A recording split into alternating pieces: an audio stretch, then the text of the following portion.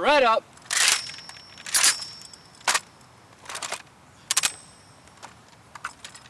Airmen like these can be found across Offutt Air Force Base and the local community, honoring service members past and present.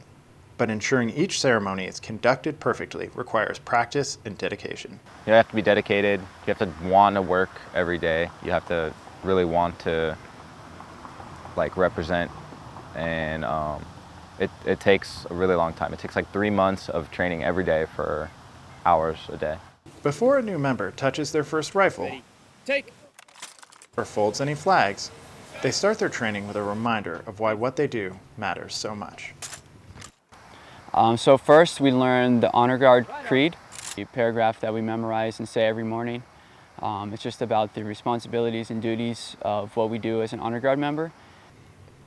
Each new Honor Guardsman must be deemed proficient on a variety of core tasks before they are sent out into the scrutinizing eye of the public. Well, we train every day. There is several qualifications we have to get to be considered fully qualified. And that includes folding the flag, doing the rifles like we're doing there, colors, being able to do parades and ceremonies with flags. There's quite a bit that goes into it. You want to be very sharp. Every movement's with a purpose, and you don't want to second guess yourself and do any minor things. You want everything to look very crisp. Order. Arms.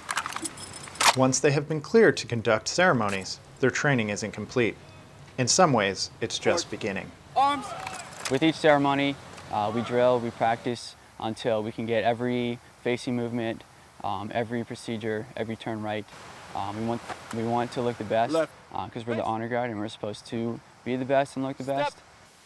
For many team members, the chance to honor service members who have come before them is a cherished opportunity. Our most important function is performing military honors at funeral services.